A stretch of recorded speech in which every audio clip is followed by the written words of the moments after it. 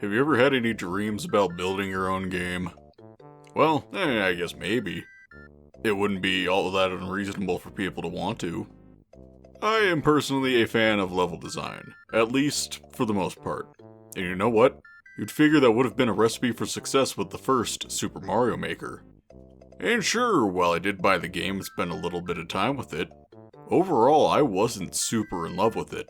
But that all changed with Super Mario Maker 2. And now I'll talk about it. This time on That Game Review Show, I am your host, James, and we will be talking about the endless Mario building experience, Super Mario Maker 2. On Switch, so it's immediately better.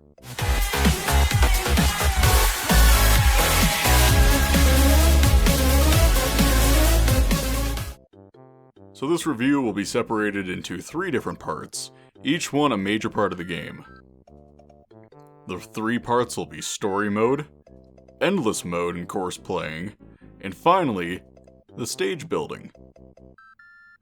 Starting off with Story Mode, this is real simple. Toadette was charged with building Princess Peach a new castle because one wasn't good enough. Once they were done, someone had left a reset button laying on the ground, which Undo Dog decided to jump on and activate, erasing the entire castle.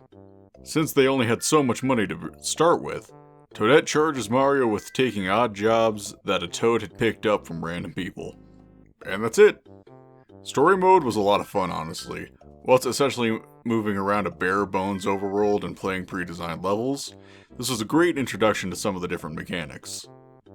They ease you into some of the new features, like the on-off switches or the Mario 3D World theme. Because of how the mode is set up, your goal being to collect as many coins as possible, there is actually some incentive to picking up coins in the levels.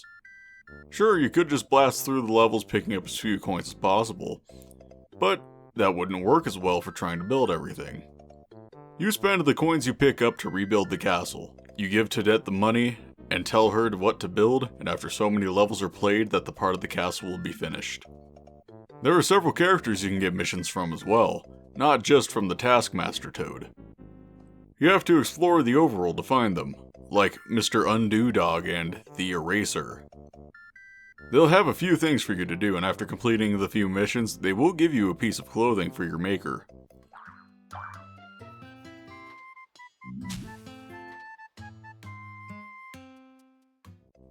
Once you complete every level, you'll get access to the Super Hammer power-up for the 3D World theme, and the Super Ball power-up from Super Mario Land, only available in the Mario 1 theme. Story Mode is a great example of how well designed some of the levels can be, and that is why the Endless Mode can be a damn shame. Endless Mode is a stream of levels back to back to back, with every level pulled from the servers randomly. At least, mostly random, I guess. I'm sure there's some filtration as to what gets recommended to you. I have yet to see any auto runners yet, so that's a plus. Update.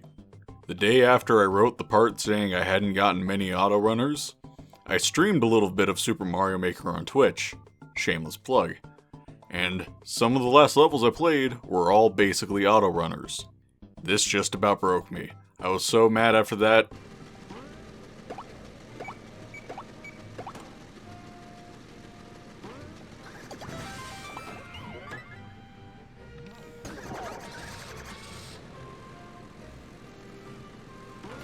Yeah, I'm real glad I have to sit here and watch this.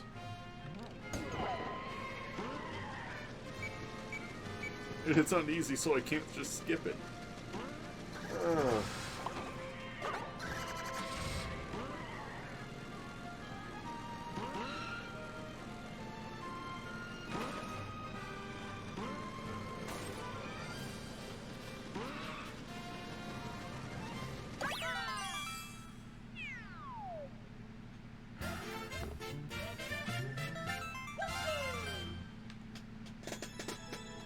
Wow.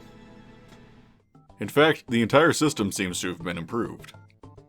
Having it set up on difficulty levels is nice. It seems on easy and normal, the levels are for the most part pretty average, straightforward levels, while hard and very hard mode are mostly set for the Kaizo type levels. Since the goal of the modes is to play as many levels as you can before running out of lives, that means there is an incentive to picking up coins and lives in the stages, but they limit the amount that you can gain to 3. If you pick up more than 3 lives, they do literally nothing for you. It helps from levels cheating the system, potentially giving you hundreds of lives in one fell swoop. While it would be awesome to have so many, it is unreasonable for it to allow you to rack up so many. There's a huge problem with the levels that can be recommended in easy mode. This setting is mostly reserved for people who make straight stretches of ground, huge piles of enemies, thousands of coins, you name it. And one criticism I have against the entire system is that people seem to be obsessed with the Mario 3D World theme. So much so that I even brought it up on Twitter one night. Part of it might be down to the fact that it's a brand new theme, so people are excited to use it. But of all the levels I've seen with it, have not taken advantage of the different mechanics at all. You get the long jump, a higher spin jump, the super hammer, the Koopa race car thing, clear pipes. There's just a lot here that is brand new, but I barely see it in use. I do want to point out here that I am not the best level designer on here, not by a long shot. But I do like to criticize the level selection in endless mode because so many of them are just meh. Some are too simple, others are too short, some are just enemy grinders. That's why anytime I find a level that is really good, I make sure I rate it well, because I can appreciate it. Plus, I don't like the boo button. I can understand that people are having fun, and I can't begrudge them of that enough to actually mark their level down. Plus, just because I didn't like a level, doesn't mean that other people won't, so I don't think it's fair to say boo.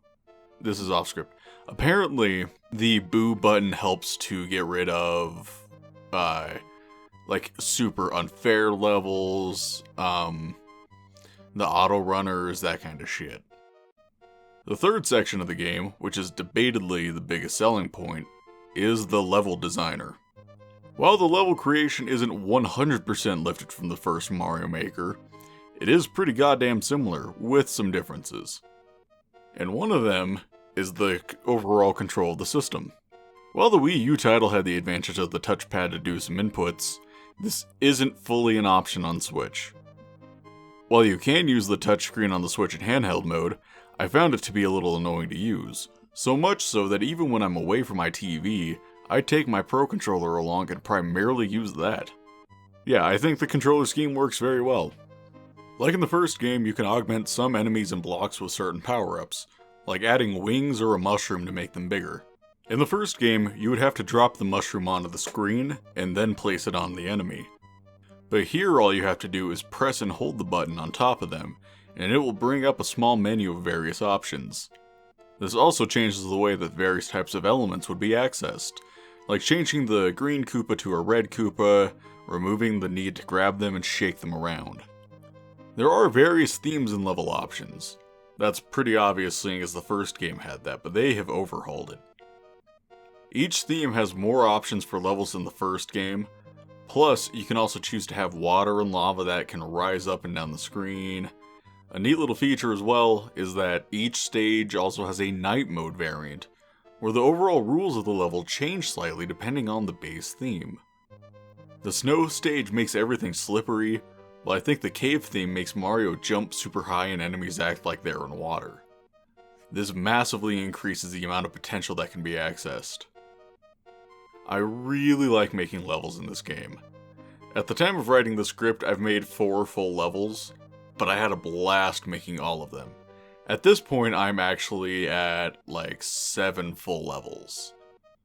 I have some drawings of planned level ideas, but I haven't even touched them yet or reused any of the level ideas I used in the first Mario Maker. Matthew, you know, one of the other hosts here on TGRS, mostly plays levels, and he's played most of my levels so far. What do you have to say about them, Matthew? James, I swear to God, if you put one more fire bar, I will fucking end. To be fair, that really only applies to the castle level I made. I made the level way harder than it really should have been, especially since I'm making them as part of a quote-unquote game.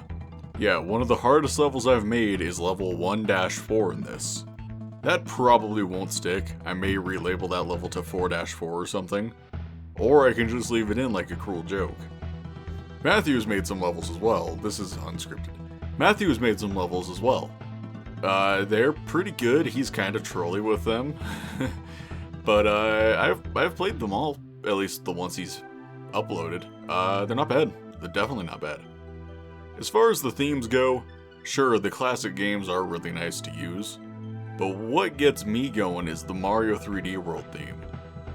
I haven't used it much, but as I've mentioned prior, I love the potential the theme has. And honestly, it kind of overwhelms me. The amount of new things in this theme, so many of which can be interacted with so differently than all the others, all have such a strange chemistry together that I just did not plan for at all. I'll plan out some stages for it at some point, but I want to actually do it justice. I do think there will be DLC in this game. There are a lot of clothing options for your maker, but there can always be more. And I think they'll add a lot of that when they add new game styles. They added the Super Ball power from Mario Land, yeah. What's to say that at some point they don't add a Mario Land theme? Even in the drop list under extra game styles, the only one listed there is 3D World. So that just leads me to believe that they will add more and support this game for at least a little while. I would like to see themes based on all of the 2D Mario games. Sure, some aren't necessary, like New Super Mario Bros., seeing as the Mario U theme encompasses most of that.